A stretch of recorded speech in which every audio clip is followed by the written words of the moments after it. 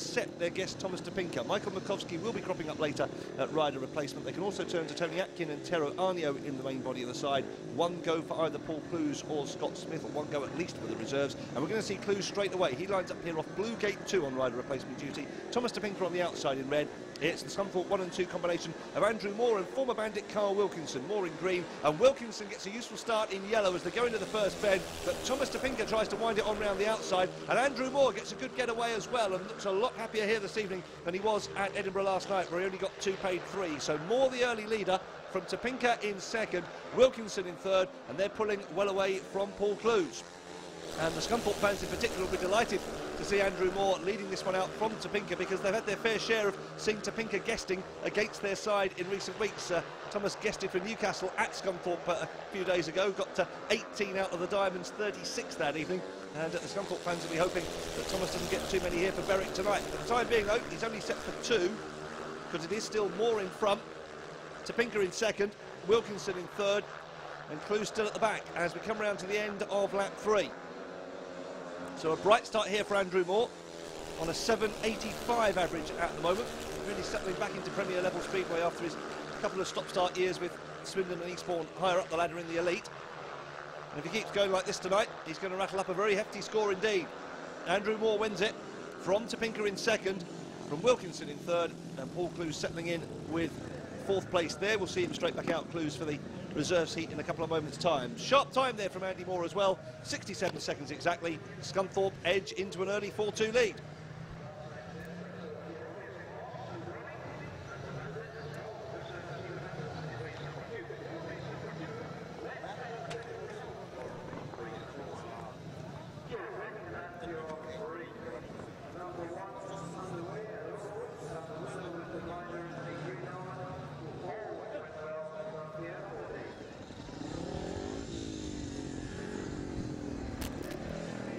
Scott Smith on his way out for Heat 2. He'll go into Blue Gate 3.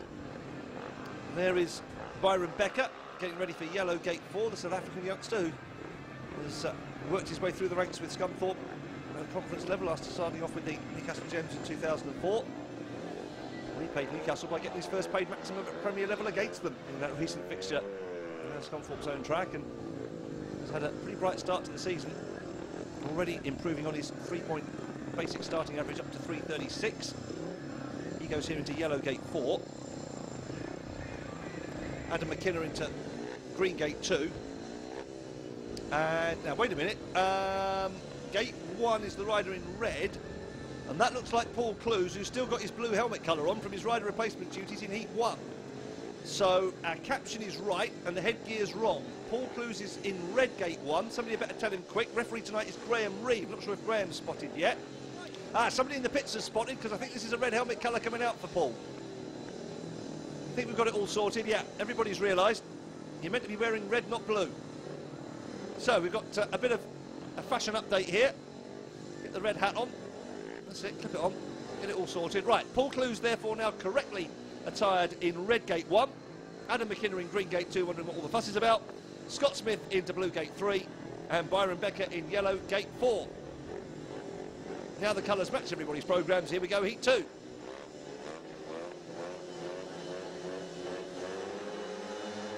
And away they go for Heat 2. And it's a good start by Scott Smith in blue, and also by Adam McKinnon in green. And what do you know, McKinnon is going to lead this one out against the team who decided he was out of their side a few days ago. Scott Smith putting him under pressure, but McKinnon still has the lead.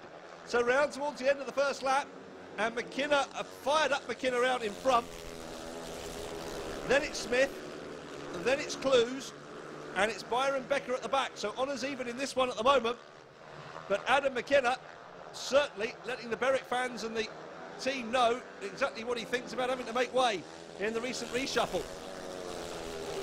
Going round in second is still Paul Clues, in fact, who's gone up into second, because Scott Smith has dropped back to third and doesn't look comfortable there at all.